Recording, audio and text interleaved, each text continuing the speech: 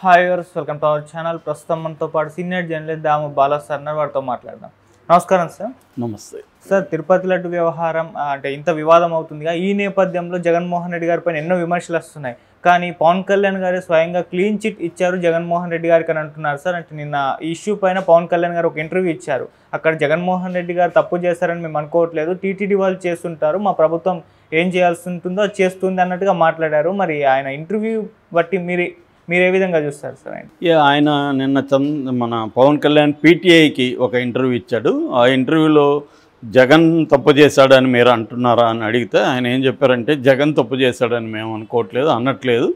ఆయన ఆధ్వర్యంలో ఆయన ప్రభుత్వం ఉన్నప్పుడు టీటీడీ బోర్డు ఈ తప్పు చేసింది, దానికి టీటీడీ బోర్డు మూల్యం చెల్లిస్తుంది. సో అందువల్ల హానరబుల్ పిఎం నరేంద్ర మోడీని ఈ వివాదం లాగడం కరెక్ట్ కాదు. సో మా ప్రభుత్వం ఉంది, మా ప్రభుత్వం పనిచేయడాన్ని ముందుకు తీసుకెళ్ళడాన్ని జగన్ అడ్డుకోకూడదు అనేది ఆయన చెప్పాడు. అంటే ఇక్కడ రెండు విషయాలు. ఒకటి, జగన్ తప్పు చేశాడని మేము అనట్లేదు అనేది పవన్ కళ్యాణ్ అంటున్నాడు. మేమంటే ఎవరు ఇక్కడ? వాళ్ళ ప్రభుత్వం.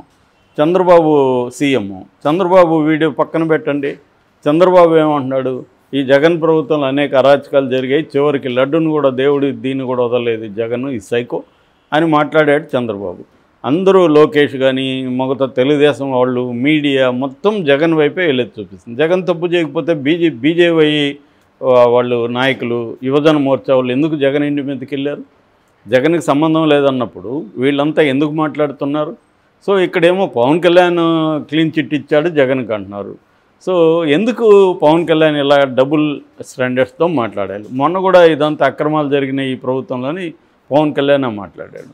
అంటే క్లియర్గా మోడీ నుంచి పవన్ కళ్యాణ్కి చంద్రబాబుకి ఏదో షంటింగ్ పడింది. అరే బాబు మీరు జాగ్రత్త మాట్లాడి నాకు చుట్టుకునేట్టుకుంది ఇదని.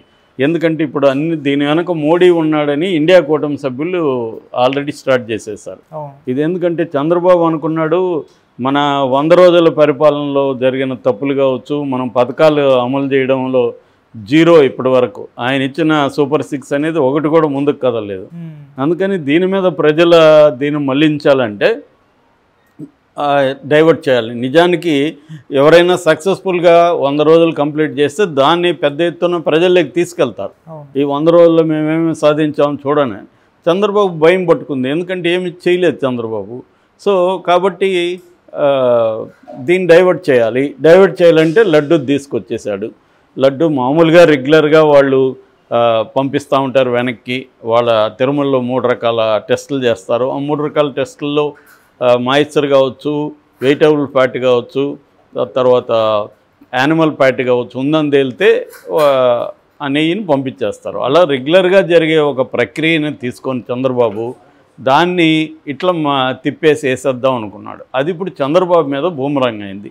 ఎందుకంటే దేశవ్యాప్తంగా ఇది హిందూ మత సంస్థలు సీరియస్గా తీసుకున్నాయి. ఎందుకంటే దాదాపు 140 కోట్ల ప్రపంచ హిందువులు పవిత్రంగా భావించే తిరుపతి, తిరుమల, దాని ప్రసాదాలు, లడ్డు, ముఖ్యంగా లడ్డు, దీంట్లో జంతు కొవ్వు, ఇన్ని రోజులు మనం జంతు కొవ్వు తిన్నామా లడ్డులో అన్న ఫీలింగ్ వచ్చినప్పుడు, ముఖ్యంగా హిందువులందరూ నాన్ వెజ్ కాదు కానీ వెజిటేరియన్స్ కాదు కానీ 90% హిందువులు, ఓన్లీ ఆ బ్రాహ్మిన్స్ కొంతమంది మాత్రమే తినరు తప్ప మనకి 98% ఈ 2 రాష్ట్రాల్లో మొన్న కూడా డేటా తీస్తే నాన్ వెజ్ బ్యాచ్ ఉన్నారు.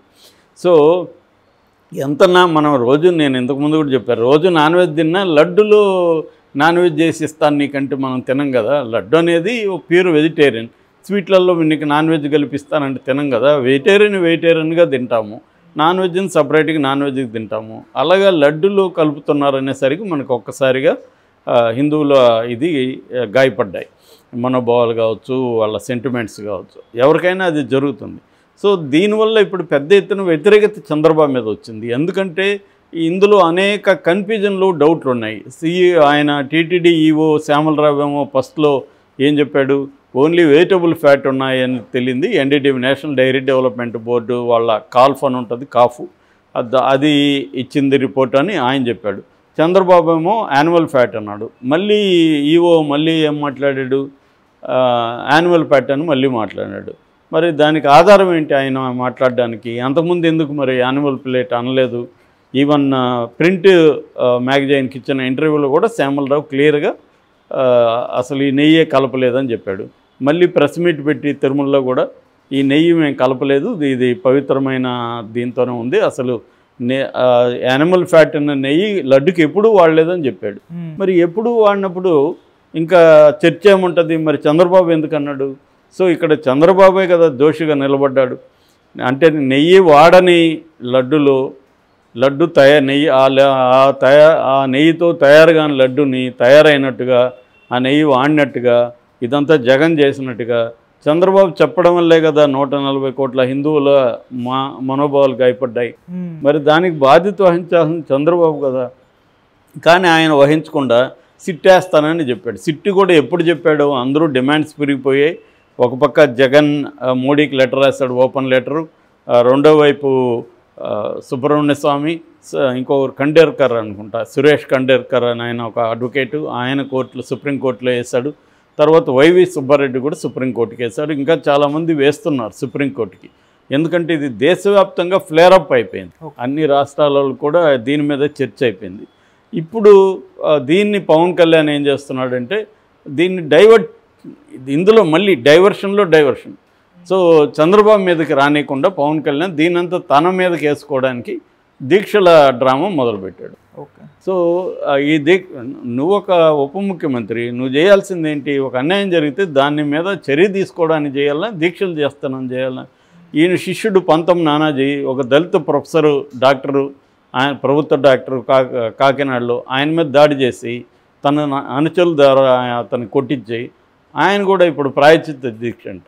సో మేబీ ఇదంతా ఒక అందరికీ చెప్తున్నాడు పవన్ కళ్యాణ్, మీరు దాడులు చేయండి, మీరు ఎవరినైనా ఏమన్నా చేయండి, ప్రాయశ్చిత్త దీక్ష చేసేసుకోండి ఆ రోజు అని పవన్ కళ్యాణ్ పిలిపిస్తున్నట్టుగా ఉంది. అదే వైసీపీ దీంట్లో జరిగి ఉంటే, ఇదే పంతం నానాజీ ఒక దళితుల మీద జరిగి ఉంటే ఇతను ఈ పాటికి వెళ్ళిపోయి దళితుల మీద వైసీపీ అరాచకాలు దాడులని మాట్లాడేవాడు. అప్పుడు మరి జగన్ ఇలాగే ప్రాయశ్చిత్త దీక్ష చేస్తే ఊరుకుంటాడా పవన్ కళ్యాణ్? సో ఇది ఏంటంటే క్లియర్గా పవన్ కళ్యాణ్ డబుల్ గేమ్ కనిపిస్తుంది. మోడీ ఎంటర్ అయి పవన్ కళ్యాణ్ చెప్పినట్టుగా ఇక్కడ అర్థమవుతుంది. అంటే దీన్ని నువ్వు మళ్ళీ డైవర్ట్ చేయి, చంద్రబాబు ఇష్యూ నుంచి నువ్వు డైవర్ట్ చేయని మోడీ చెప్పినట్టుగా ఉంది. సో ఇతను ఇదైతే ఇప్పుడు మరి 11 రోజులు దీక్ష మొదలుపెట్టాడు. ఈరోజు ఏదో మెట్లు క్లీనింగ్ కార్యక్రమం కనకదుర్గలో, మళ్ళీ తిరుమలలో కూడా మెట్ల మీద ద్వారా వెళ్తాడంట. సో ఇలాగ మళ్ళీ దాన్ని డైవర్ట్ చేయడానికి రంగంలోకి దిగాడు అనమాట పవన్ కళ్యాణ్. ముందు నుంచి కూడా పవన్ కళ్యాణ్ రోల్ ఏంటంటే చంద్రబాబుని సేవ్ చేయడం. అతను పార్టీ పుట్టిందే చంద్రబాబుని సేవ్ చేయడానికి. మనం కానీ గమనిస్తే చంద్రబాబున్న 5 ఏళ్లలో ఎక్కడే అరాచకం జరిగినా జగన్ ముందు పిలిపిస్తాడు, దానికి సంబంధించి ఒక యాక్టివిటీ. దానికి ముందు పవన్ కళ్యాణ్ వెళ్ళిపోతాడు. ఇదే మన 5 ఏళ్ల చరిత్రను పరిశీలించండి, ఇదే ఉంటుంది. ఎందుకంటే చంద్రబాబు మీద ప్రజా వ్యతిరేకతని జగన్ క్యాష్ చేసుకోకుండా, రాజకీయంలో జగన్ వాడుకోకుండా పవన్ కళ్యాణ్ అడ్డుపడడం, దీన్ని సేఫ్టీ వాల్వ్ అంటారు. బ్రిటిష్ కాలంలో కాంగ్రెస్ పార్టీని క్రియేట్ చేశారు. ఎందుకంటే బ్రిటిష్ వాళ్ళకి వ్యతిరేకంగా ఉండే ప్రజా ఆగ్రహాన్ని ఒక సేఫ్టీ వాల్వ్ ద్వారా పంపిస్తే ఆగ్రహం అనేది చల్లారుతుంది. ఇది బ్రిటిష్ వాళ్ళ కనుక్కున్న టెక్నిక్ అనమాట. అందుకని కాంగ్రెస్ పార్టీని పెట్టి వాళ్ళు, కాంగ్రెస్ పార్టీ బ్రిటిష్ వాళ్ళకి తొత్తుగా కొంతకాలం ఉపయోగపడింది. దాన్ని సేఫ్టీ వాల్వ్గా వాడారు. ఇప్పుడు చంద్రబాబుకి పవన్ కళ్యాణ్ సేఫ్టీ వాల్వ్ అన్నమాట. చంద్రబాబు మీద వ్యతిరేకతని పవన్ కళ్యాణ్ దాన్ని ఛానలైజ్ చేసి దాన్ని పంపిస్తూ ఉంటాడు. ఇది డే 1 నుంచి కూడా పవన్ కళ్యాణ్ పని ఇదే. అది ఇప్పుడు కూడా మొదలుపెట్టి ఇన్ని రోజులు చూసాం కదా, మౌనంగా ఉన్నాడు, ఏమి జరిగినా నోరు తెరవలేదు. నంద్యాలలో ఒక పాప మీద అత్యాచారం జరిగి చంపేశారు, అప్పుడెప్పుడైనా నోరు తెరిచాడా పవన్ కళ్యాణ్? వచ్చాడా? నోరు తెరవలేదు. అట్లాగే అనేక సంఘటనలు, వరదలు వచ్చినప్పుడేమో మనోడు హనీమూన్కి వెళ్ళాడు, లేటెస్ట్ హనీమూన్కి సింగపూర్కి, బర్త్డే జరుపుకున్నాడు, అప్పుడు అసలు నోరు తెరవలేదు. తర్వాత విమర్శలు వస్తే మళ్ళీ ఏదో వచ్చి ఏదో కవరింగ్ స్టోరీ ఒకటి చెప్పాడు. ఆ మధ్య మచిలీపట్నంలో జనసేన నాయకుల మీద తెలుగుదేశం వాళ్ళు దాడి చేసి వాళ్ళ ఇల్లు కూల్చి బాధితుడి దగ్గర కాళ్ళు పట్టించుకొని సారీ చెప్తే పవన్ కళ్యాణ్ నోరు తెరవలేదు. నిన్నటికి నిన్న పంతం నానాజీ కాకినాడలో ఒక మెడికల్ కాలేజీలో ప్రొఫెసర్ని కొట్టి నానా దుర్భాషలాడితే దళిత ప్రొఫెసర్ని, దాని మీద నోరు తెరవలేదు. ఇలాగ వందల సంఘటనలు ఈ రోజుల్లో జరిగితే నోరు తెరవని పవన్ కళ్యాణ్ ఈ లడ్డులో కలవని నెయ్యి కోసం కలవని లడ్డులో తయారు కాని ఆ నెయ్యితో తయారు కాని లడ్డు వాడారని చెప్పి ఇతను దీక్షలు చేస్తున్నాడు. దీన్ని బట్టి పవన్